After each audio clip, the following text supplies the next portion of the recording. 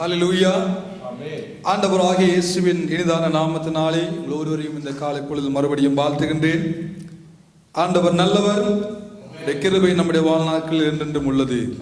உண்மை தலைமுறைக்கும் உள்ளது என்று கர்த்தருடைய வார்த்தை சொல்லுகிறது. இந்த நாளில் கருமையான தேவனுடைய பிள்ளைகளே, நாம் திருப்பிக் கொள்வோம் மத்தேயு எழுதின சுவிசேஷ புஸ்தகம் 1வது வசனத்தை நாங்கள் வாசிக்க கேட்போம். 1வது வசனத்தை நாங்கள் வாசிக்க கேட்போம். மத்தேயு 1ஆம் அதிகாரம் 1வது வசனம். ஆபிரகாமின் குமாரனாகிய தாவீதின்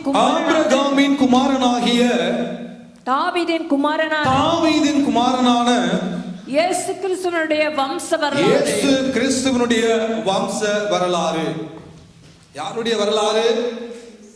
ஆண்டவராகிய இயேசு கிறிஸ்துவினுடைய வரலாற்றை இங்கே மத்தேயு என்று சொல்லுகிறதான ஆண்டவருடைய ஊழியக்காரன் வார்த்தை எழுதுகிற பொழுது ஆபிரகாமின் குமாரன் தாவீதின் குமாரன் இயேசு என்று சொல்லி அந்த வரலாற்றை அங்கே முடிக்கிற காரியத்தை நாங்கள் இங்கே காண்கிறோம். பிரியமானவர்களே, உண்மையாகவே தாவீதின் குமாரனா இயேசு கிறிஸ்து?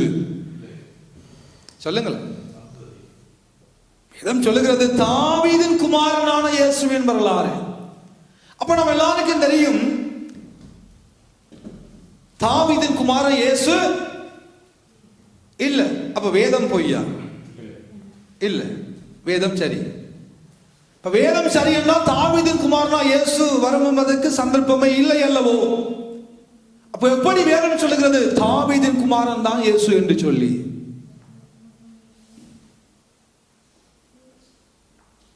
லூக்கா புத்தகத்துக்கு நாம் போகிற பொழுது லூக்கா 3வது அதிகாரத்திலே நாம் பார்க்கிறோம். பிரியமானவர்களே, 23ஆம் வசனம் சொல்லுகிறது. லூக்கா 3ஆம் அதிகாரம் 23ஆம் வசனம். அப்பொழுது இயேசு ஏறக்குறைய 30 வயதுள்ளவர் ஆனார். அவர் யோசேப்பின் குமாரன் என்று எண்ணப்பட்டார்.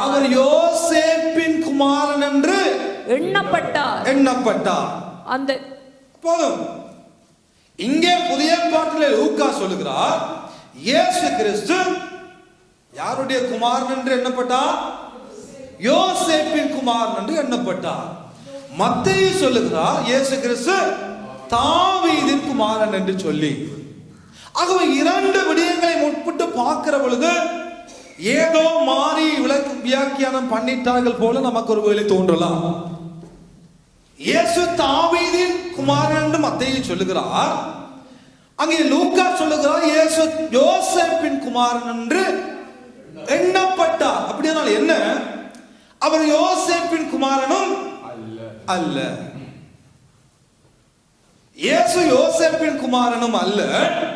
இயேசு யோசேப்பின் குமாரன் என்று எண்ணப்பட்டார்.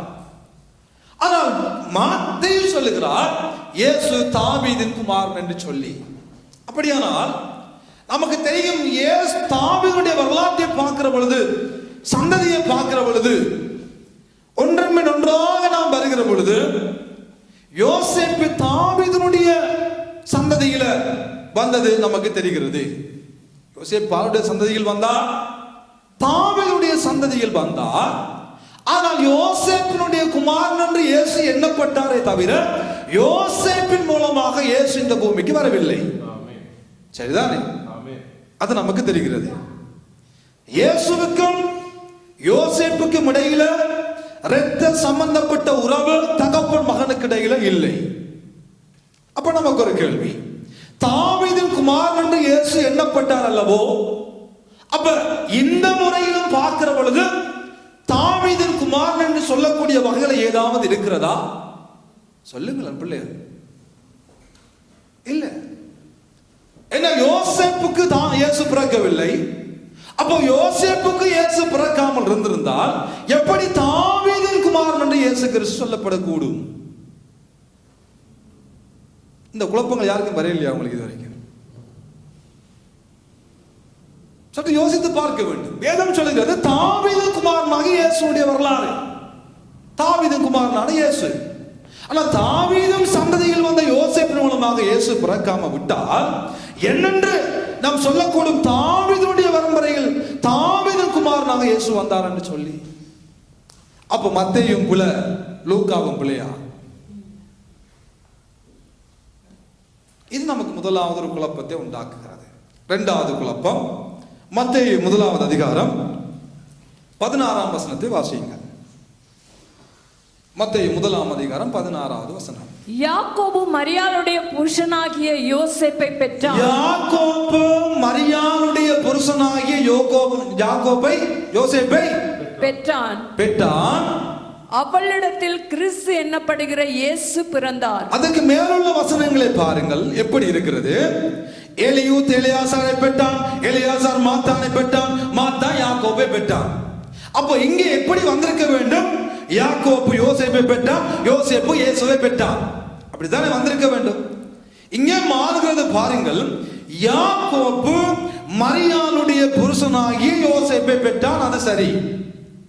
ஆனால் யோசேப்பு இயேசுவை பெற்றான் என்று வர வேண்டிய இடத்தில் எப்படி வந்திருக்கிறது?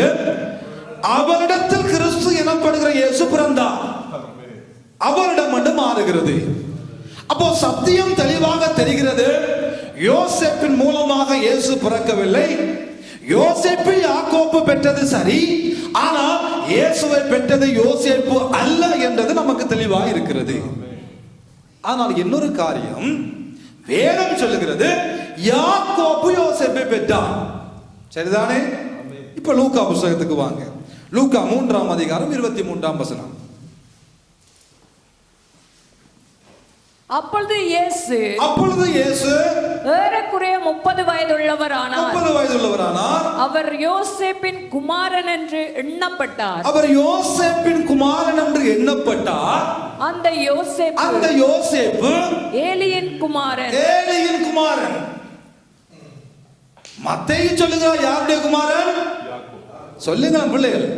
யாக்கோபுடைய குமாரன். லூக்கா என்ன சொல்லுகிறார்? இயேசு ஏலியின் குமாரன். யாக்கோபு யோசேப்பு பழைய ஏற்பாட்டில் இருந்த யாக்கோபின் குமாரனாகிய யோசேப்பு அல்ல. இது புதிய ஏற்பாட்டு யோசேப்பு, புதிய ஏற்பாட்டு யாக்கோபு. யோசேப்பினுடைய தகப்பனாருடைய பெயர் பழைய ஏற்பாட்டிலேயே யாக்கோபு. இங்க புதிய ஏற்பாட்டில் வருகிற பொழுது யோசேப்புடைய அப்பாவுடைய பெயர் யாக்கோபு. மத்தேயு சொல்லுகிறார். லூக்கா சொல்லுகிறார் யோசேப்பு தகப்பன் என்ன பேர்? ஏலி. அந்த ஒப்னி பினகாசுடைய தகப்பனா இருந்த ஏலி அல்ல இந்த ஏலி. இது வேறு ஒரு புதிய ஏற்பாட்டு ஏலி. எலி அல்ல, ஏலி. அப்போ லூக்கா சொல்லுகிறார் யோசேப்பினுடைய அப்பா ஏலி. மத்தேயு சொல்லுகிறார் யோசேப்பினுடைய தகப்பன் யாக்கோபு. மத்தேயு சொல்லுகிறார் இயேசு கிறிஸ்து தாவீதுடைய குமாரன். லூக்கா சொல்லுகிறார் யோசேப்பு இயேசுனுடைய தகப்பனார் என்று எண்ணப்பட்டார். அப்போ இரண்டு புஸ்தகங்களுக்கு இடையில என்ன பிரச்சனையா? ஆனா பார்க்கிற பொழுது அப்படித்தானே தெரிகிறது.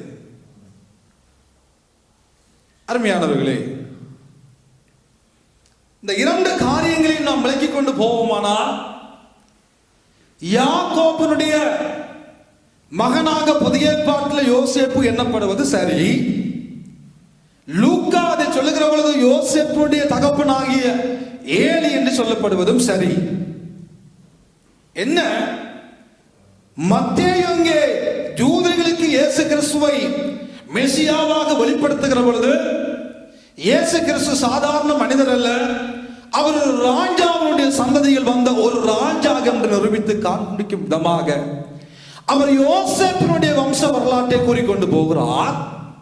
ஆனால் புதிய ஏற்பாட்டு லூக்கா கிரேக்கர்களுக்கு இயேசுவை மனுஷகுமாரனாக காண்பிக்கிற பொழுது அங்கே மரியாளுடைய வம்ச வரலாற்றை அவர் எழுதி கொண்டு போகிறபடியினால் அங்கே காண்பிக்கப்படுகிற காரியம் என்னது? மரியாளுடைய வம்சாவளியில் வந்த காரியங்களை குறித்து பேசப்படுகிறது. அது என்னென்றால், அந்த யூத கலாச்சாரத்தினுடைய முறைமை என்னவென்றால், யூதர்களுடைய கலாச்சார முறைமை என்னவென்றால், அவர்களுக்கு ஒரு ஆண் பிள்ளை பிறக்காவிட்டால், ஒரு மனிதனுக்கு ஒரு ஆண் பிள்ளை பிறக்காவிட்டால், ஒரு பெண் பிள்ளை பிறந்திருக்குமானால் ஐயோ கசப்பு என்று சொல்லுவோம் என்று சொல்லி பெண் பிள்ளை பிறந்த பொழுது கசப்பு மாறா என்று பெயரை வைப்பார்களா? யாரு? பொம்பளை பிள்ளைகள் யூதர்களுக்கு பிறந்து விட்டால், ஒரு ஆம்பளை பிள்ளை பிறக்காட்டி, அதுதான் புதிய ஏற்பாட்டில் பல மாறாக்கள், பல மரியாள்கள் வந்தார்கள்.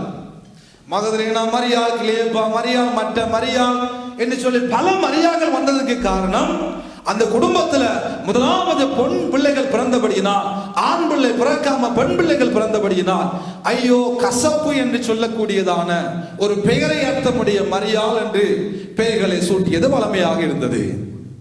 ஆகவே யாக்கோபனுடைய ஏலியின் மகளாகிய இந்த மரியாளுடைய வாழ்க்கையை பார்க்கிற பொழுது, மரியாளுடைய தகப்பனாகிய ஏலிக்கு ஆண் பிள்ளை பிறக்கவே இல்லை, ஒரே ஒரு பெண் பிள்ளை பிறந்தபடியினால் மாறாக என்று அந்த ஏலி பெயரை சூட்டி விட்டார். இப்பொழுது அவர் வேறு திருமணங்களை செய்து ஆண் பிள்ளை பெற்றெடுக்க மனமில்லாதபடியினால், அல்லது அவருக்கு வேறு ஆண் பிள்ளைகள் இல்லாதபடியினால், அவர்களுடைய கலாச்சாரத்தின் அடிப்படையில் தன்னுடைய மகள் யாரை திருமணம் செய்கிறானோ அவனை இந்த மாமனார் என்ன செய்கிறார், ஒபீசியலாக சட்ட ரீதியாக தத்தெடுத்து என்னுடைய மகன் என்று சொல்லி அந்த சந்ததியை, தன்னுடைய சந்ததியை மருமகன் மூலமாக கடத்தி கொண்டு செல்லுகிற ஒரு கலாச்சாரம் யூதர்களுடைய வாழ்க்கையில் இருந்தபடியினால், மரியாள் திருமணம் ஆன பொழுது என்ன செய்கிறது, பெண்கள் மூலமாக சந்ததி சொல்லப்படாமல் மரியாள் திருமணமாகின யோசேப்பினுடைய பெயர் அங்கே வருகிறது. ஏலியினுடைய மகனாக இந்த யோசேப்பு லூக்கா புத்தகத்தில் காண்பிக்கப்படுகிறார். இரண்டும் குழப்பங்கள் அல்ல, குழம்ப வேண்டிய சூழலும் அல்ல, இது பொதுவாக அறிந்து கொள்ள வேண்டிய காரியங்கள். இது யூத கலாச்சாரம். ஆனாலும் இயேசு தாவீதின் குமாரனாக பிறந்தார் என்று வேதம் சொல்லுகிற பொழுது அதை நாம் சற்று பார்க்கத்தான் வேண்டும். அதை மத்தேயு புத்தகத்தில் நாம் பார்க்கிற பொழுது 1ஆம் அதிகாரம் 6வது வசனத்தில் நாம் பார்க்கிற பொழுது ஆண்டவர் ஒரு காரியத்தை அங்கே நமக்கு தெளிவாக எழுதுகிறார். ஈசாய் தாவீது ராஜாவை பெற்றான். ஈசாய் தாவீது ராஜாவை பெற்றான்.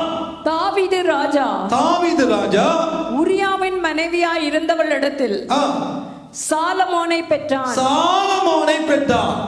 அவை தாவீதுக்கு 20 பிள்ளைகள் இருந்தார்கள். அதிலே அந்த உரியாவின் மனைவியாகிய பத்சே பாகத்தில் பிறந்தவள் யார்? சாலமோன். அது யாருடைய மகன்? தாவீதின் மகன். இப்பொழுது லூக்கா புத்தகத்துக்கு வாருங்கள். 31ஆம் வசனத்தை வாசியுங்கள். 3ஆம் அதிகாரம் 31ஆம் வசனம்.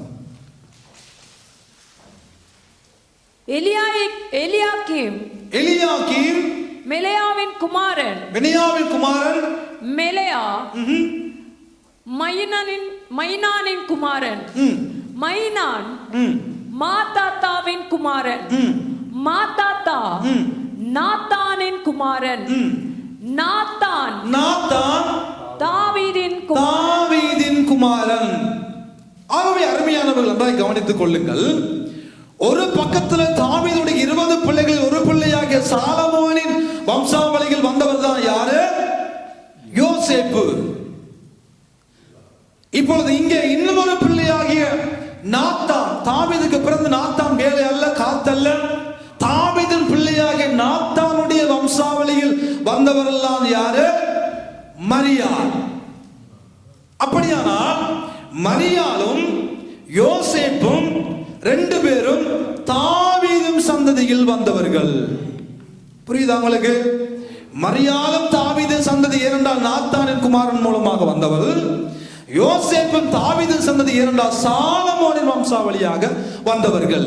ஆகவே வேதம் என்ன சொல்லுகிறது? யோசேப்புக்கு இயேசு பிறக்காவிட்டாலும் தாவீதின் குமாரன் இயேசுதான். அல்லேலூயா. தாவீதின் குமாரன் இயேசு என்று குறிப்பிடப்படுவதற்கும் காரணம் உண்மையாகவே மரியாளும் தாவீதின் வம்சாவளியில வந்தவள் என்பதை வேதம் நமக்கு இங்கே எடுத்து காண்பிக்கிறது. ஹல்லேலூயா. ஆகவே நாம் இதுகளை குழப்பிக் கொள்ள வேண்டிய அவசியம் இல்லை. சற்று நாம் அறிந்து கொள்ள வேண்டிய காரியங்கள். அவங்க 2 பேரையும் பார்க்கிற பொழுது ஒரு சந்ததியில யோசேப்பு, ஒரு சந்ததியில மரியாள். இருவரும் உறவு முறை, இருவரும் சொந்த பந்தம், இருவரும் ஒரே தகப்பனுடைய தாவீதின் வம்சாவளியில் வந்தவர்கள் என்பதை 2 புத்தகங்களில் காண்பிக்கிறபடியினால் ஆண்டவருக்கு மகிமை உண்டாவதாக. ஆனால் இங்கே என்ன காண்பிக்கப்படுகிறது பிரியமானவர்கள்? இன்றைக்கு நாங்கள் பார்க்க போகிற காரியம் என்ன? 14ஆம் அதிகாரம் சொல்லுகிறது, யோசேப்பை பெற்றான், அவள் இடத்துல கிறிஸ்து என்னப்படுகிற இயேசு பிறந்தார். இன்னைக்கு அநேக நிமிடங்களிலே அநேக கதாபாத்திரங்களை நாம் பேசுகிற பொழுது, பல தடவைகளில் இயேசுவின் பிறப்பை பற்றி இந்த உலகம் பேசுகிற பொழுது மரியாளை குறித்து அதிகமாக, மரியாளுக்கு முக்கியத்துவம் கொடுத்து, மரியாளுடைய கன்னித்தன்மைக்கு முக்கியத்துவம் கொடுத்து, மரியாளை ஒரு மதிப்புக்குரிய பெண்மணியாக இந்த உலகத்தில் அநேக பிரசனங்கள் இருந்தாலும் யோசேப்பினுடைய கதாபாத்திரம் எல்லாவற்றையும் பார்க்கலாம் அழகான, ஆச்சரியமான, அபூர்வமான ஒன்றாக ஆண்டவர் எனக்கும் உங்களுக்கும் எழுதி வைத்துள்ளார். அவர் இன்றைக்கு இந்த மதிய பொழுதிலே யோசேப்பினுடைய வாழ்க்கைக்குள்ள இருந்த நல்ல குணாதிசயங்களை பற்றி நானும் நீங்களும் கற்றுக்கொள்ள கர்த்தருடைய ஆவியானவர் நம் அனைவருக்கும் ஒரு கிருபையை உண்டாக்குவாராக. அருமையானவர்களே, அழகான ஒரு வாழ்க்கை, அழகான ஒரு காட்சி இங்கே நமக்கு காண்பிக்கப்படுகிறது. அது என்ன? யோசேப்புக்கு மரியாள் நியமிக்கப்பட்டு கொண்டிருக்கையில் இவர்கள்லாம் திருமணம் செய்ய போகிறார்கள் என்ற ஒரு நிச்சயதார்த்தம் அங்கே ஏற்படுத்தப்பட்டிருந்த நிலைமையில மரியாளுடைய வாழ்க்கைக்குள்ளே ஆண்டவராகிய இயேசு கிறிஸ்து உதயமாகிற ஒரு காட்சி பரிசுத்த வேதாகமத்தில் நமக்கு காண்பிக்கப்பட்டுள்ளது. அங்கே பார்க்கிற பொழுது கன்னியாகி இருந்த அந்த இளம் பெண்ணாகிய மரியாளுடைய வயிற்றுக்குள்ளே பரிசுத்த ஆவியானவர் மூலமாக அங்கே மரியாள் கர்ப்பவதியாக்கப்பட்டதை நம் அனைவருக்கும் தெரிந்த ஒரு காரியம்தான். ஆனால் வேதம் அதை நமக்கு சொல்லுகிற பொழுது அழகாக ஆண்டவர் சொல்லுகிறார். வாசியுங்கள் 18ஆம் வசனத்திலே சில காரியங்களை வாசிக்க கேட்போம். மத்தேயு 1ஆம் அதிகாரம் 18ஆம் வசனத்தை. இயேசு கிறிஸ்துவுடைய ஜனனத்தின் விவரமாவது, அவருடைய தாயாகிய மரியாள் யோசேப்புக்கு நியமிக்கப்பட்டு இருக்கையில் அவர்கள் கூடி வரும் முன்னே, அவர்கள் இருவரும் திருமணமாகி திருமண பந்தத்துக்குள்ள வர முன்பதாகவே அவள் பரிசுத்த ஆவியினாலே கர்ப்பவதியானாள் என்று காணப்பட்டது. நிச்சயிக்கப்பட்டிருந்ததான இந்த மரியாளுடைய வாழ்க்கைக்குள்ள ஆண்டவராகிய இயேசு கிறிஸ்து ஆவியானவர் மூலமாய் கருத்தரிக்கப்படுகிற ஒரு காட்சியை வேதம் இங்கே நமக்கு சொல்லுகிறது. ஆனால் என்ன காரியம் நடக்கிறது? அடுத்த வசனத்திலே பார்க்கிற பொழுது, அவள் புருஷனாகிய யோசேப்பு நீதிமானாய் இருந்தான். யாரு நீதிமானாய் இருந்தான்? அவளுடைய புருஷனாகிய யோசேப்பு அங்கே நிச்சயிக்கப்பட்டிருக்கையில அவர்கள் ஒன்றாய் திருமண பந்தத்துக்குள்ள வர முன்பதாகவே மரியாள் கர்ப்பவதியாக்கப்பட்டு விட்டார். இப்பொழுது அவர்கள் புருஷனாகிய யோசேப்பு என்று சொல்லுகிற பொழுது திருமண பந்தத்துக்குள்ள கடந்து வருகிறார்கள். திருமணத்துக்குள்ள வருகிறார்கள். புருஷனாகிய யோசேப்பு வேதம் சொல்லுகிறது நீதிமானாய் இருந்தான். நீதிமானாய் இருந்தபடியினால் வேதம் அவனை குறித்து சாட்சி கொடுக்கிறது. பாருங்கள், அவளை அவமானப்படுத்த மனதில்லாமல் இரகசியமாய் யோசனையாய் இருந்தான். அழகான ஒரு காட்சி இங்கே நமக்கு காண்பிக்கப்படுகிறது. யோசித்து பாருங்கள், பல கனவுகளோடு, பல கற்பனைகளோடு, பல ஜெபங்களோடு, பல நல்ல சாட்சியோடு வாழ்ந்து கொண்டிருந்த இந்த யோசேப்புடைய வாழ்க்கைக்குள்ள ஒரு துக்ககரமான சம்பவம் நடக்கிறது. நிச்சயிக்கப்பட்ட பெண் 3 மாதம், கிட்டத்தட்ட 3 மாதம் எலிசபெத்துடைய வீட்டிலே உறவினராகிய மரியாளுடைய உறவினராகிய எலிசபெத்துடைய வீட்டிலே 3 மாதம் மரியாள் அங்கே இருந்துவிட்டு இப்பொழுது திருமண பந்தத்துக்குள்ள வருகிற பொழுது அவன் பார்க்கிறான், தன்னுடைய மனைவி கர்ப்பவதியாக்கப்பட்டிருக்கிறாள். எவ்வளவு வேதனையா இருந்திருக்கும் யோசித்து பாருங்கள். இவ்வளவு காலம் நான் வாழ்ந்த வாழ்க்கை, எவ்வளவு அழகான ஒரு கனவுகளோடு, எவ்வளவு அழகான சிந்தனைகளோடு வாழ்ந்து கொண்ட யோசேப்புடைய வாழ்க்கையில ஒரு துக்ககரமான சம்பவம் நடக்கிறது. திருமணம் ஆகின பின்பதாக, புருஷன் என்ற பெயரை பெற்ற பின்பதாக இப்பொழுது காட்சி நடக்கிறது. என்ன? மரியாள் கர்ப்பவதியாக்கப்பட்டு விட்டாள்.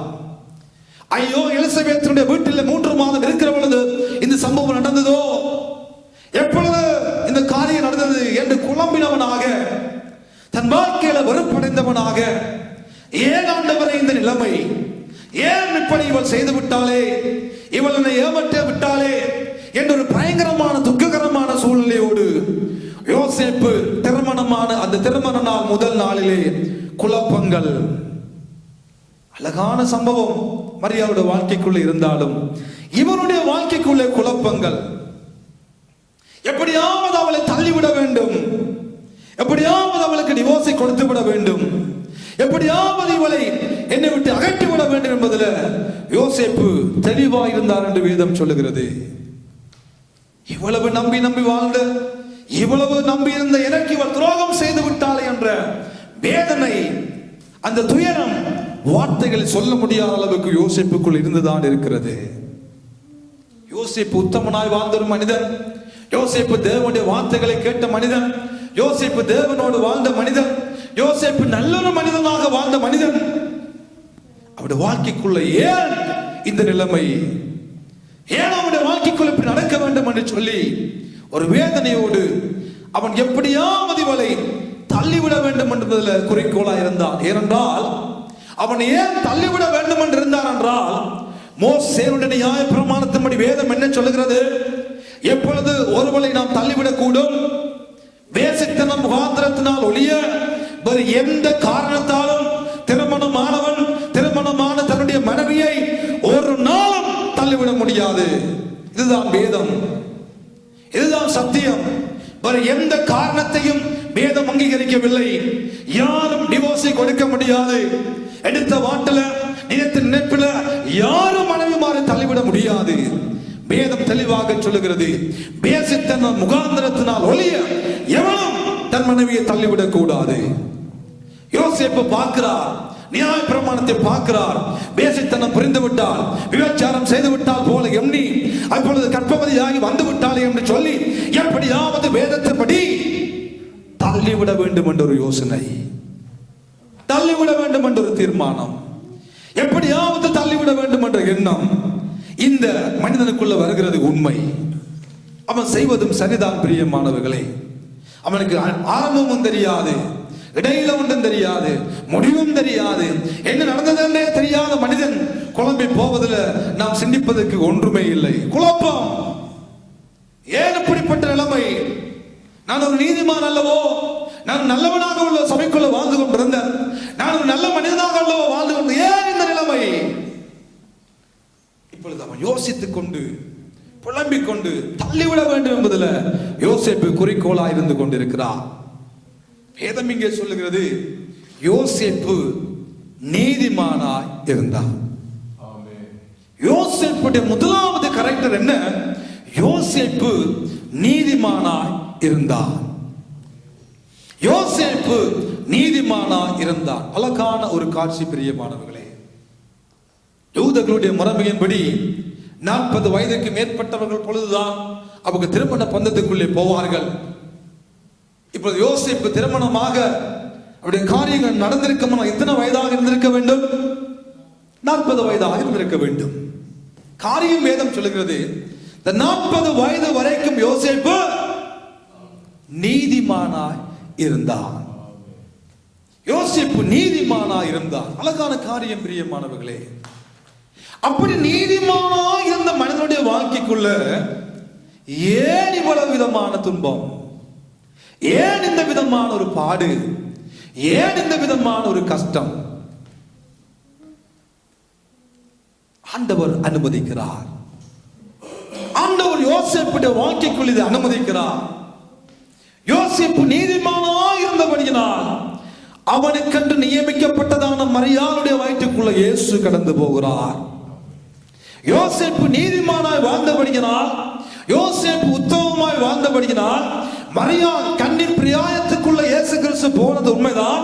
ஆனால் யோசேப்புக்கு நியமிக்கப்பட்டிருந்த மரியாள் யோசேப்பு தேவனுடைய பார்வையில் நீதிமானாய் இருந்தபடியினால் யோசேப்பு ஆண்டவரால் நிர்ணயிக்கப்பட்டு விட்டார்.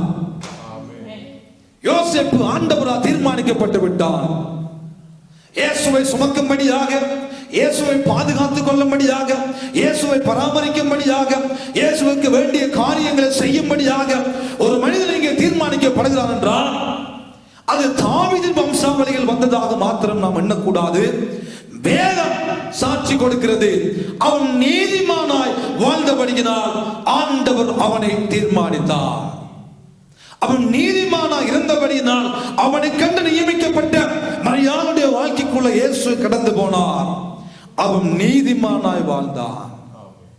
ஒரு பிழையமற்றவனாக மரியாதை குறித்து பல தடவைகளே அவருடைய கன்னி பிரியாயத்தை குறித்து பேசுகிற இந்த உலகம் யோசேப்பு நீதிமானாய் இருந்தான் என்று சொல்வதில் தவறிழைத்து விடுகிறது அம்மா ஐயா.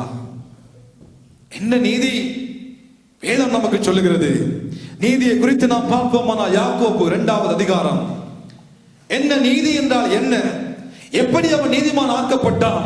அவருடைய அந்த உத்தமமான வாழ்க்கைக்கு காரியம் என்ன, காரணம் என்ன என்று வேதம் சொல்லுகிற பொழுது காரியங்களை சொல்லுகிறது. வாசியுங்கள் 2வது அதிகாரம் யாக்கோபு 19, 20, 21, 22, 23, 24 வாசிக்க கேட்போம்.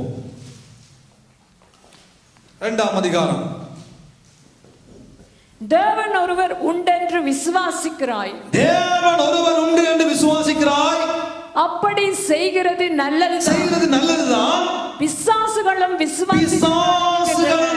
விசுவாசித்து நடுங்குகின்றன.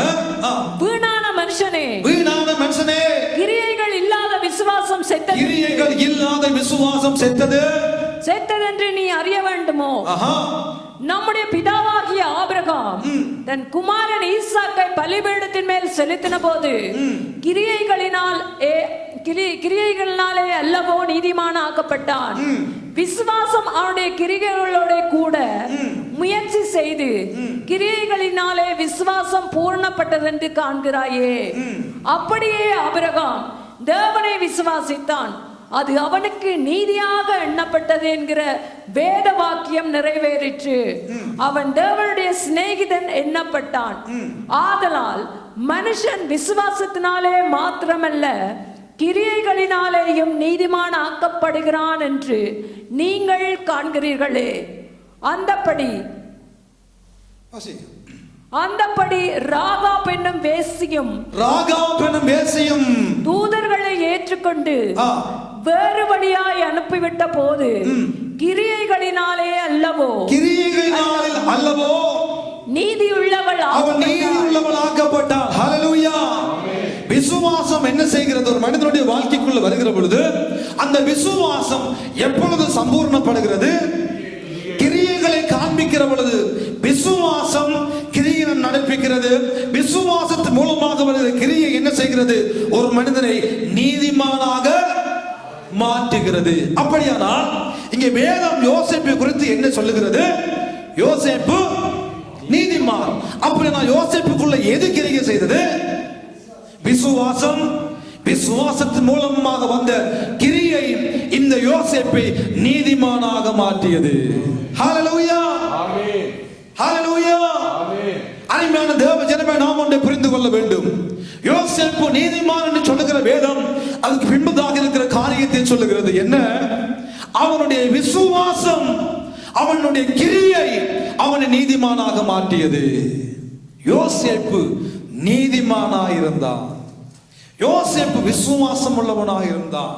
யோசேப்பு கிரியைகளினால் கிரியை நடப்பிக்கிறவனாய், விசுவாசத்தின் மூலமாக அவனது கிரியைக்கு சொந்தக்காரனாய் யோசேப்பு இருந்தான் என்பதனை வேதம் நமக்கு காண்பித்துக் கொடுக்கிறது. இந்த விசுவாசம் அவருடைய வாழ்க்கைக்குள்ள கிரியை உண்டாக்குகிற பொழுது, அந்த விசுவாசம் கிரியை உண்டாக்குற பொழுது அந்த மனிதன் முதலாவது நீதிமானாக மாற்றப்பட்டான் என்று வேதம் சாட்சி கொடுக்கிறது. அவள் புருஷனாகிய யோசேப்பு நீதிமானாய் இருந்தபடியினால், நீதிமானாய் ஒரு மனிதன் வாழுகிற பொழுது இரண்டாவது வேதம் சொல்லுகிறது, அவளை அவமானப்படுத்த மனசு இல்லை. ஆண்டவர் நம்மோடு பேசட்டும் பிரியமானவர்களே. யோசேப்பின் சரிதை நமக்கு நல்ல ஒரு காரியமாக ஆண்டவர் நம்மோடு தெளிவாய் பேசுவாராக. அவனுக்குள்ள வருகிற விசுவாசம், அவனுக்குள்ள வந்த கிரியை, அந்த விசுவாசத்தின் மூலமாக வந்த கிரியை, கிரியின் மூலமாக வந்த நீதிமான் என்னும் அந்த பெயர் அவனுக்குள்ள வருகிற பொழுது இரண்டாவது காரியம் வேதம் சொல்லுகிறது, அவமானப்படுத்த மனசில்லை. உண்மையாகவே கையும் மெய்யுமாக விபச்சாரத்தில் ஈடுபட்ட பெண்ணை அந்த காலத்தில் என்ன செய்வார்கள்? கல்லுகளை எடுத்து எறிந்து கொலை செய்யப்பட வேண்டியவள் தான் யாரு? மரியாள். ஏன் வயிற்று தள்ளி கொண்டு வந்திருக்கிறார், வயிற்றுக்குள்ள பிள்ளையோடு வந்திருக்கிறார். சட்ட ரீதியாக சட்டத்தின்படி கல்லெறிந்து கொல்லப்பட வேண்டும் மரியாள். ஆனால் யோசேப்பு என்ன செய்கிறார்? அவளை தள்ளிவிட, அவளை அவமானப்படுத்த மனசு இல்லை. அவமானப்படுத்த, மற்றவளை அவமானப்படுத்த மனதில்லை. சில நேரங்களிலே வேதம் சொல்லுகிறது, மனுஷனுடைய கோபம் தேவனுடைய நீதியை நடப்பிக்க மாட்டாது. மனுஷ கோபம் தேவ நீதியை நடப்பிக்க கூடுமோ? இல்ல. பல அளவுகளில் நம்முடைய காரியம் என்ன? நாம் நல்லவர்கள் போல, நாம் பரிசுத்தவான்கள் போல, நாம் உத்தமர்கள் போல, நாங்கள் சன்மார்கள் போல, நாங்கள் தேவனுக்கு பயந்த வாழ்கள் போல, நாங்கள் உபாசிக்கிறவர்கள் போல, நாங்கள் ஜெபிக்கிறவர்கள் போல, நாங்கள்லாம் பெரிய பரிசுத்தவான்கள் நினைப்பு நமக்குள்ள வந்தவுடனே மற்றவன் எல்லாம் பாவி, மற்றவன் எல்லாம் பரியாசக்காரன், மற்றவன் எல்லாத்தையும் தூட்டி, இந்த பிள்ளை எப்படி, இந்த பையன் எப்படி, அந்த மனுஷன் அப்படி, அந்த அம்மா அப்படி, இந்த அம்மா அப்படி என்று சொல்லி பல தடவைகளில் மற்றவர்களை குற்றப்படுத்த முகமாக ஓடிக்கொண்டிருக்கிற நம்முடைய வாழ்க்கையில இந்த யோசேப்பு ஒரு உதாரணமாக வரட்டும். பரிசுத்த ஆவியை பெற்றுக்கொள்ளாத யோசேப்பு, அந்நிய பாஷையை பேசாத யோசேப்பு, ஆவியினுடைய அபிஷேகத்தை பெற்றுக்கொள்ளாத யோசேப்புக்குள்ள இந்த குணாதிசயம் இருக்குமானால், நான் பரிசுத்த ஆவியை பெற்றுவிட்டேன், நான் அந்நிய வாசையை பேசுறேன், நான் அப்படி சபிக்கிறேன், நான் அப்படி ஆலயத்துக்கு போறேன், நான் அப்படி ஊழியங்களை செய்கிறேன் சொல்லுகிற நம்முடைய வாழ்க்கைக்குள்ள முன்பதாக இந்த யோசேப்பு ஒரு உதாரணமாக வரட்டும். நீதிமானாகிய யோசேப்பு கல்லறிந்து கொல்லப்பட வேண்டியதான மரியாள் எனும் பொன்மணியை அவமானப்படுத்த விருப்பம் இல்லை. அவமானப்படுத்துவது என்னுடைய காரியம் அல்ல. அவமானப்படுத்த ஒரு துளி கூட விருப்பம் இல்லை. அந்த இடத்துல உங்களை வைத்து பாருங்கள். நீங்கள் ஒரு யோசேப்பா இருந்திருந்தா, நீங்க திருமணமாகி அன்று இரவு உங்களுடைய மனைவி வைத்து தள்ளி கொண்டு வந்திருந்தா, பட்டொண்டு துண்டு ரெண்டு, அடுத்த கதை இல்லை, அவ்வளவுதான். அன்றைக்கு ஒரு கொலையும் ஒரு தற்கொலையும் நடந்திருக்கு. யோசேப்பு போல நம்ம எல்லாம் உத்தமமா இருந்திருக்க மாட்டோம். அன்றைக்கு அடித்து கொண்டிருப்போம், எல்லாவற்றை கலைத்திருப்போம் ஓடண்டு, அதுக்கு ஒரு பெயரையும் சூட்டி, நீ ஒரு வேண்டாண்டு சொல்லி அதுக்கு ஒரு பட்டத்தையும் வைத்து கலைத்து விட்டுருப்போம். விட்டு ஓடு, எனக்கா விளையாட்டு காட்டுற?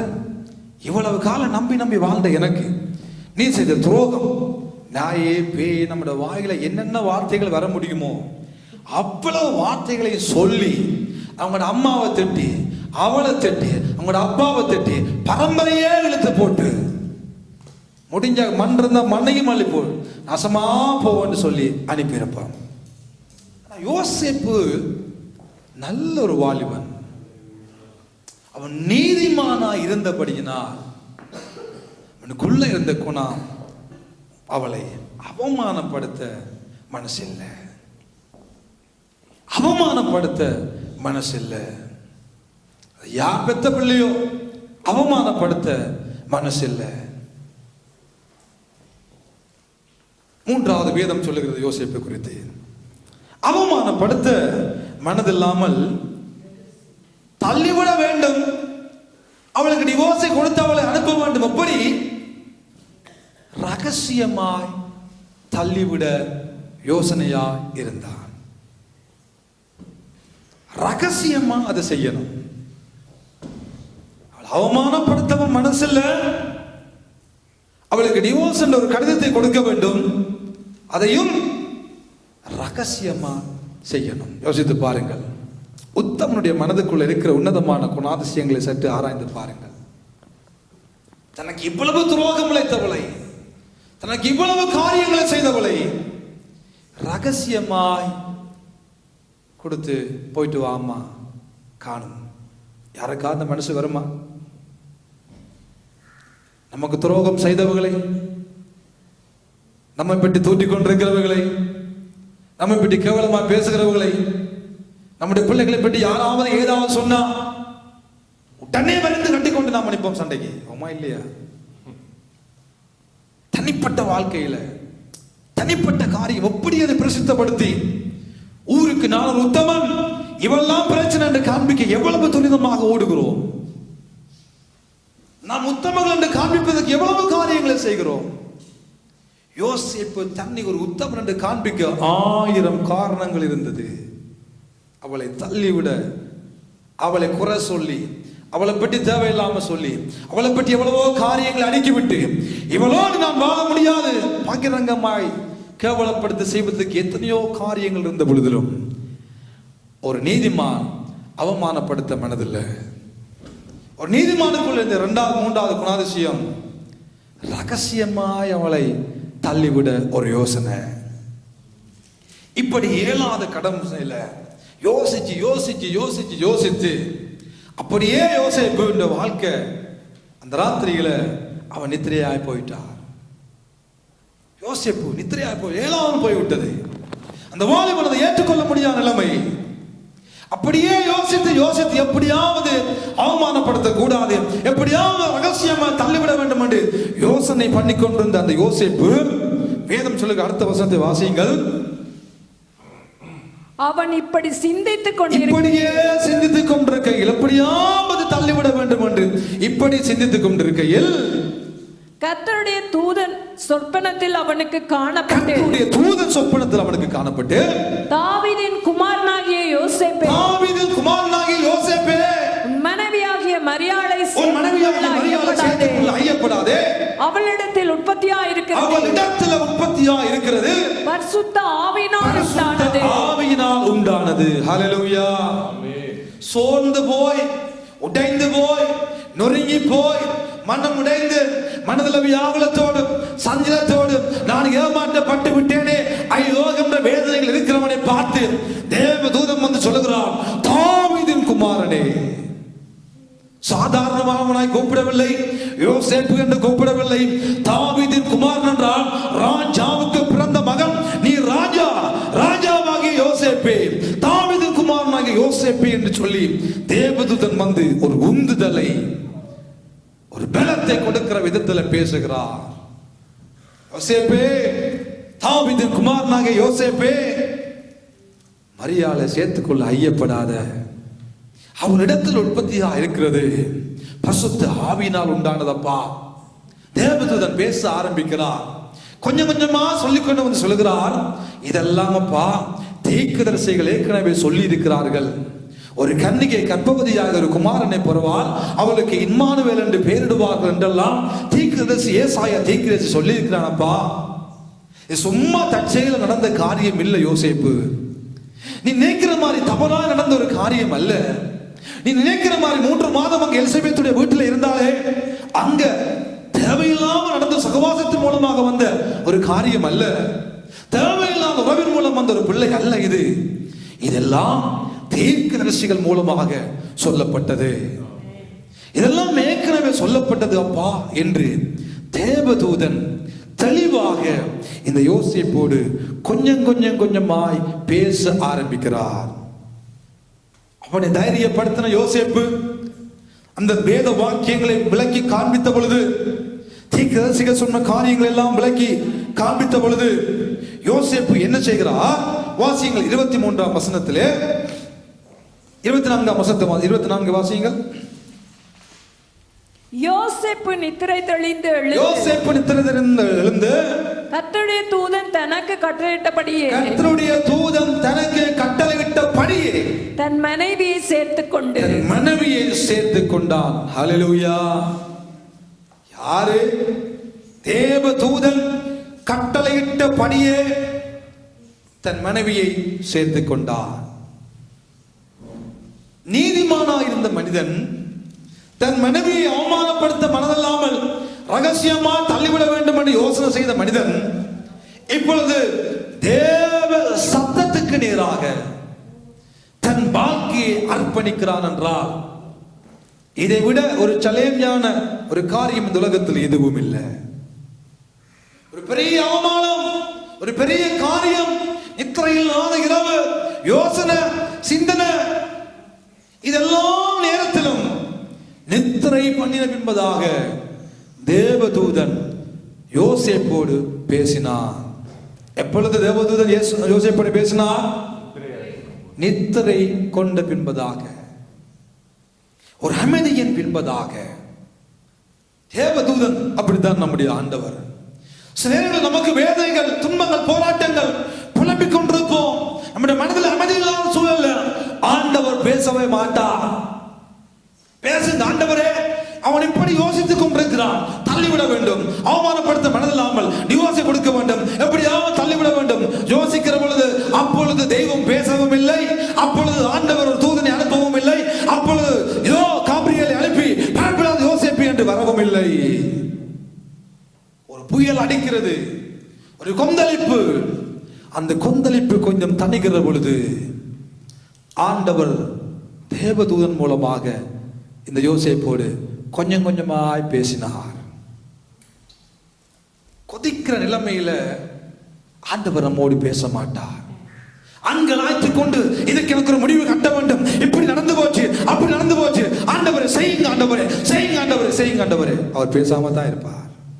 ஆனா அவர் செய்வார், அவர் பேசுவார். எப்பொழுது நாம் நமக்குள்ளான ஒரு அமைதியை நமக்கு உண்டாக்கி நாம் அமைதியான நிலைமைக்குள்ள கொண்டு போன பிறகு அழகாய் சொல்லுவார், இப்படி எல்லாம் எழுதி இருக்குதப்பா, இதெல்லாம் ஏற்கனவே ஏசாயா தீர்க்கதரிசி மூலம் சொன்னது அப்பா, இதுக்கு கீழ்ப்படி.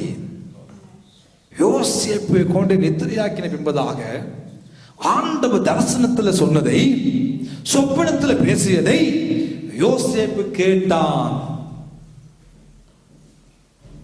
யோசேப்பு கேட்டான் கர்த்தருடைய சத்தத்தை, எந்த விதமான மாற்று கருத்துக்களும் இல்லாமல். உடனே நித்திரை ஆய்ப்போன யோசேப்பு விடிய எழும்பி தன் மனைவியை சேர்த்து கொண்டான். எந்த விதமான மாற்று கருத்தும் இல்லை, எந்த விதமான சந்தேகமும் இல்லை, எந்த விதமான குழப்பமும் இல்லை. இது எப்படியாவது வழியில கொண்ட ஊதி கெடுத்து நாரடிச்சு அது ஒன்றுமே இல்லை. யோசேப்புடைய ரகசியம், யோசேப்பினுடைய அமைதி, யோசேப்பினுடைய பொறுமை யோசேப்புடைய வாழ்க்கையில நன்மையை உண்டாக்கியது. ஏன் நம்முடைய வாழ்க்கையில சில நேரங்களில் நன்மை வர முடியாமல் போகிறது? ஏன் நம்முடைய வாழ்க்கையில தேவ சத்தத்தை கேட்டு தேவ சித்தம் செய்ய முடியாமல் போகிறது? நாமே எல்லாவற்றையும் சூட்டுக்கு வேலை செய்கிறவர்களாய், அட்டிகிறா புடிகிறா பையடா விட்டுடா உடனே ஏதாவது முடிவு கட்டணும் என்று ஓடுகிற நம்முடைய வாழ்க்கையை ஆண்டவர் விட்டுருவார். என்னென்றாலும் செய்துல, என்னென்றாலும் செய்து கொள்ளு. ஏன் மாம்சத்துல ஓடுற, உன் ஆத்திரத்துல செயல்படுற, உன்னுடைய ஆதங்கத்துல செயல்படுற, நீ மாம்சத்துல, உனக்கு இருக்கிற மாம்சத்துல, உனக்கு இருக்கிற அறிவில, உனக்கு இருக்கிற பலத்துல, உனக்கு இருக்கிற அனுபவத்துல எல்லாத்தையும் செய்யண்டு நம்ம விட்டுட்டு ஆண்டவர் ஒதுங்கிடுவார். ஆண்டவர் ஒதுங்கிடுவார். ஏன்?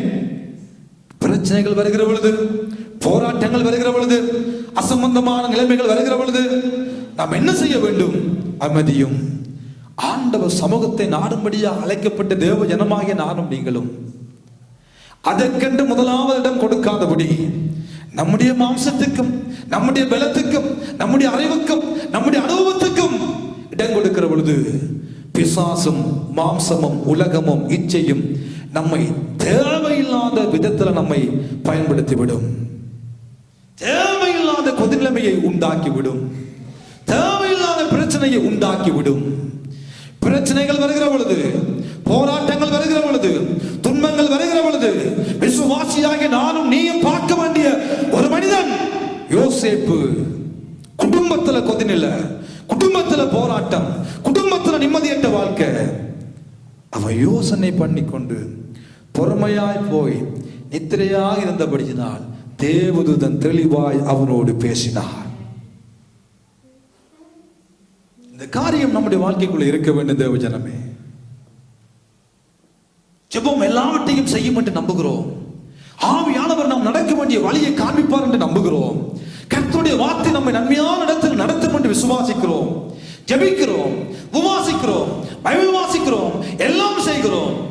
ஆனால் சில நேரங்களில் நானும் நீங்களும் செய்ய வேண்டியவைகளை செய்யாமல் சூட்டுக்கு வேலை செய்கிறவர்களாய், அந்த நேரத்தில் ஏதாவது செய்துவிட வேண்டும் என்று உடனே முடிவு கட்ட வேண்டும் என்று செயற்பட்ட எத்தனையோ பேருடைய வாழ்க்கை இன்றைக்கு சின்ன பின்னமாய் போனதற்கு காரணம், குடும்பங்கள் சீரழிந்ததற்கு காரணம், குடும்பத்தில் பிளவுகள் வந்ததற்கு காரணம், குடும்பம் இன்றைக்கு தேவ சமூகத்தில் எல்லாம் போனதுக்கு காரணம் மனிதனுடைய மாம்சமும் மாம்சமான காரியங்களும் உணர்வுகளும் உணர்ச்சிகளும் கோபமும் இன்றைக்கு மனிதனை மனிதனாக வாழ முடியாத நிலைமைக்கு தள்ளி ஒரு துர்ப்பாக்கிய நிலைமை இருந்தது, நடந்து கொண்டிருக்கிறது. நம்முடைய வாழ்க்கையில் ஒரு முடிவு எடுக்க வேண்டும். குடும்பத்துக்குள்ள பிரச்சனையா, குடும்பங்களுக்கு இடையே பிரச்சனையா, உறவுகளுக்குள்ள பிரச்சனையா, உறவுகளுக்கு இடையே பிரச்சனையா, முதலாவது எடுக்க வேண்டிய தீர்மானம், ஆண்டவர் இருக்கிறார், ஆவியானவர் இருக்கிறார், இயேசு இருக்கிறார், பிதா இருக்கிறார், அவர்கள் பணிபுரிய செய்யும்படியாக தேவதூதர்கள் நமக்கென்று ஆண்டவர் ஏற்படுத்தி வைத்திருக்கிறார். தெய்வம் பேசட்டும், தெய்வம் நம்மை நடத்தட்டும். பொறுமையாய் நாம் இருக்கிற பொழுது நீங்கள் அமர்ந்திருந்து நானே தேவன் என்று அறிந்து கொள்ளுங்கள். அதைத்தான் ஆண்டவர் நமக்கு சொல்லுகிறார். அதைத்தான் யோசேப்புடைய வாழ்க்கையில் நடந்தது. பிரியமானவர்களே, அவனுடைய அமைதி அழகான ஒரு அத்திவாரத்தை உண்டாக்கியது. அழகாய் தெய்வம் பேசினார்.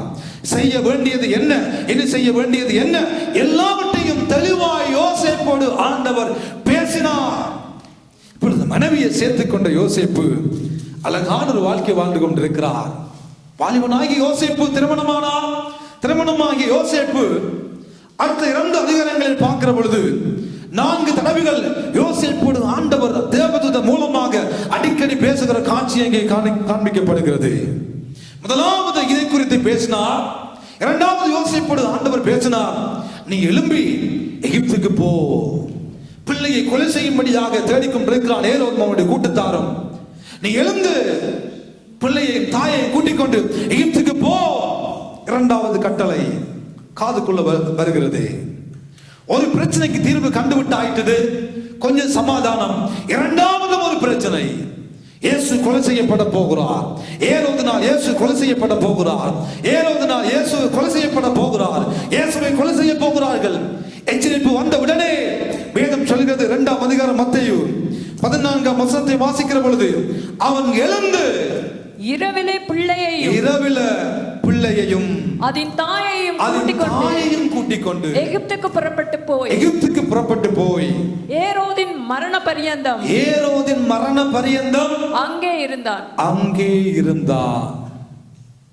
இவ்வளவு காரியங்களையும் தன்னகத்தை கொண்டதான யோசேப்பு இப்பொழுது ஒரு தகப்பனாய் இருந்து, நன்றாய் கவனியுங்கள், ஒரு தகப்பனாய் இருந்து தன்னுடைய பிள்ளைக்கும் தன்னை நம்பி வந்ததான தன்னுடைய மனைவிக்கும் செய்ய வேண்டிய காரியத்தினை செய்வதில் குறிக்கோளான ஒரு மனிதன் யோசேப்பு.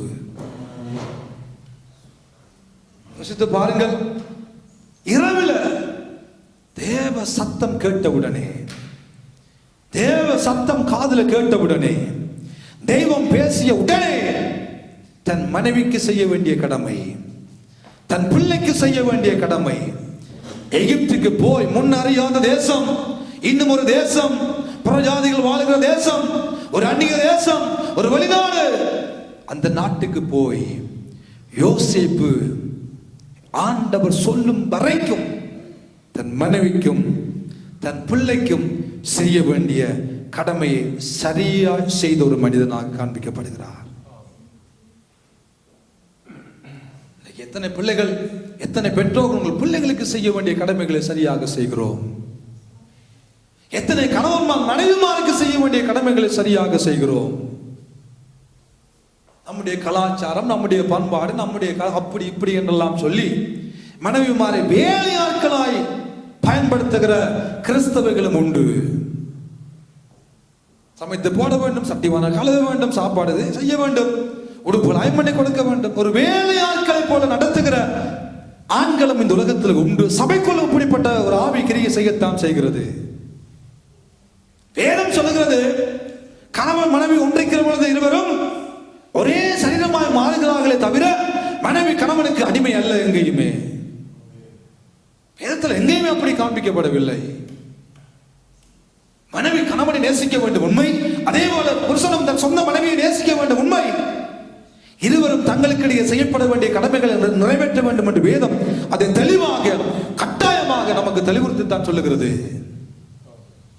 பல குடும்பங்களில் கணவன் ஏதோ தான் பெரிய ராஜ வாழ்க்கை, மனைவி மாறலாம் அடிமைகளை நடத்துகிற கேவலமான குடும்பங்களும் உண்டு சபைக்குள்ளே.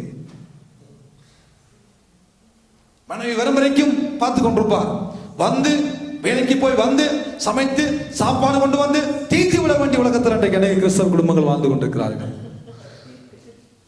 ஏனம்மா, உன் மனைவி வேலைக்கு போனா நான் சமைக்க முடியாதா?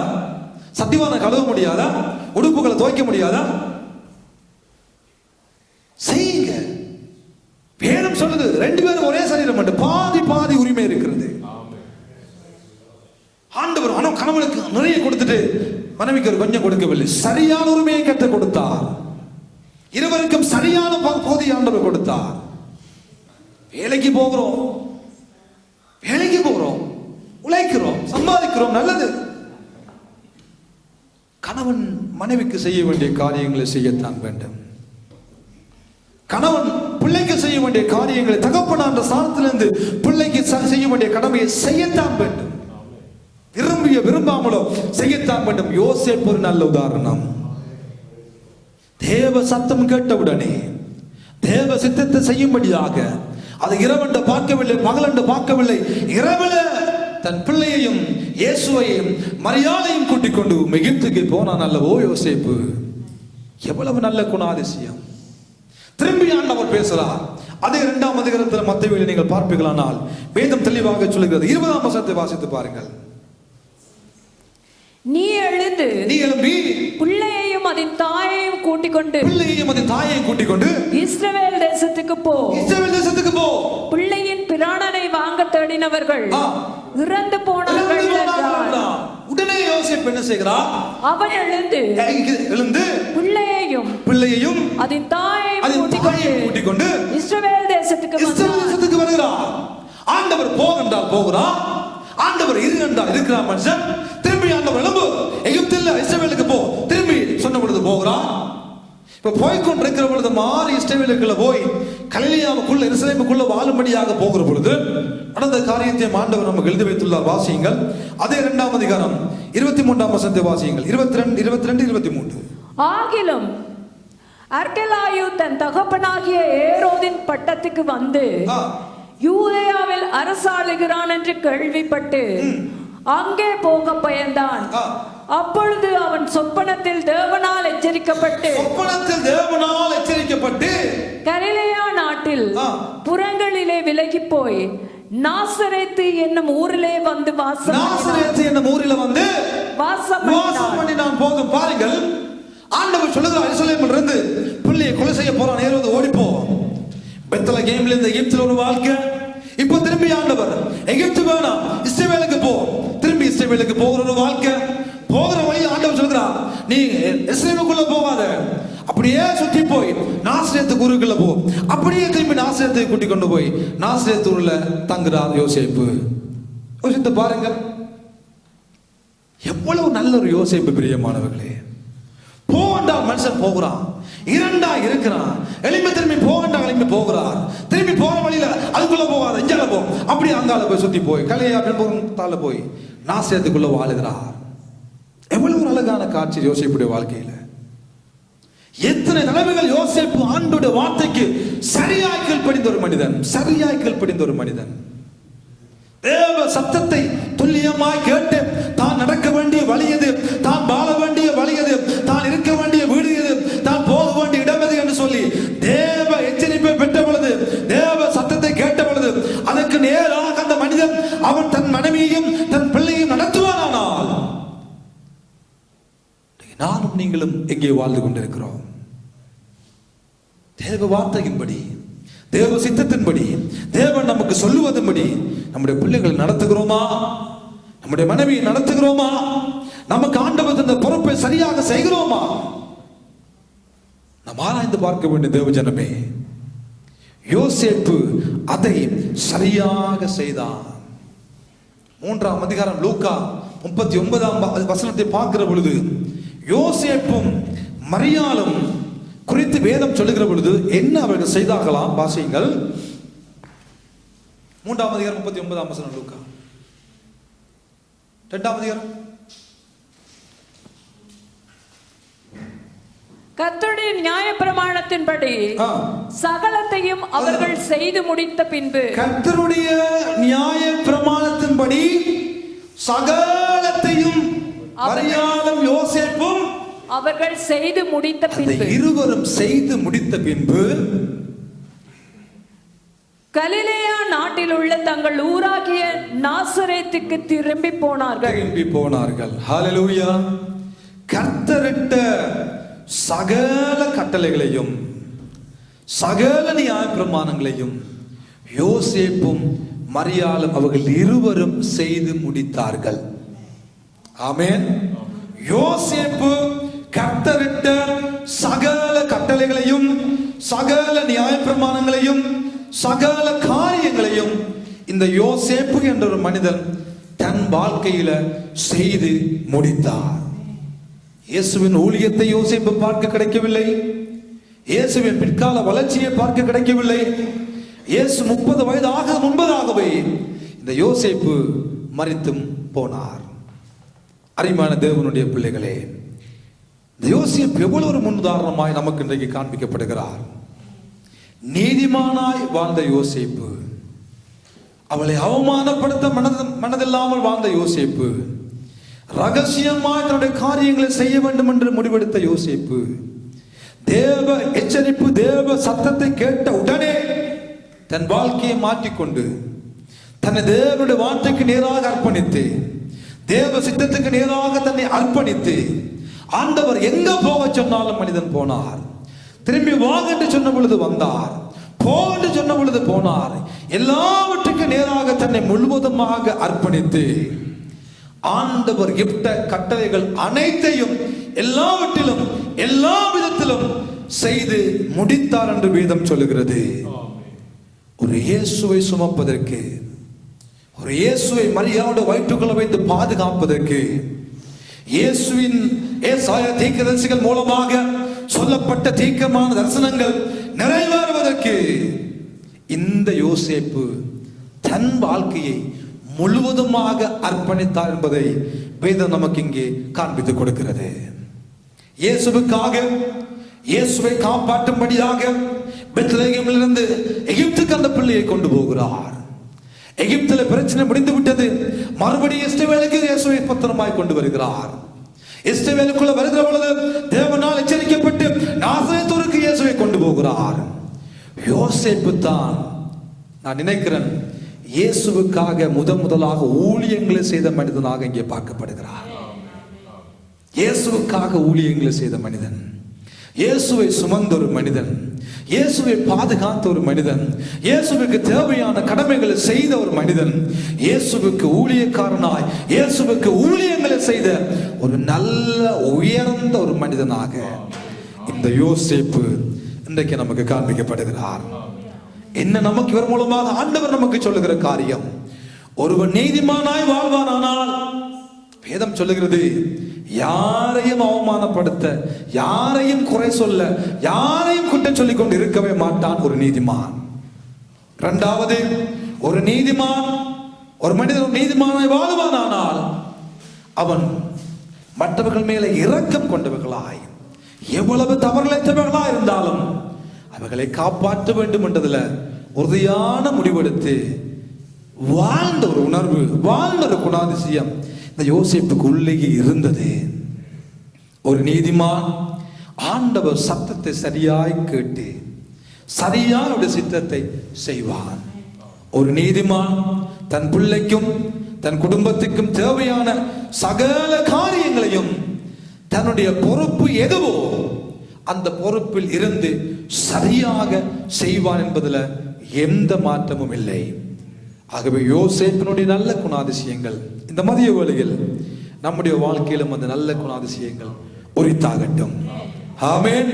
நீதிமானா இருந்த யோசேப்பு, அவமானப்படுத்த மனதில்லாத யோசேப்பு, ரகசியமாய் தள்ளிவிட இருந்த யோசேப்பு தேவ சத்தத்தை கேட்ட பொழுது எப்படி தேவ சித்தம் செய்யும்படியாக தன்னை அர்ப்பணித்தானோ அதே வண்ணமாக தேவ சத்தத்தை கேட்டுக்கொண்டிருக்கிற ஒவ்வொரு பிள்ளைகளாக நானும் நீங்களும் தேவ சித்தத்தை மாத்திரம் செய்து முடிப்பது நம்முடைய தலையாய கடமையாக மாறட்டும். ஆண்டவர் தாமே நம்மை ஆசீர்வதித்து பாதுகாத்து நடத்துவாராக. நன்றி. யாரும் எழுந்திருப்போம் பிரியமானவர்களே.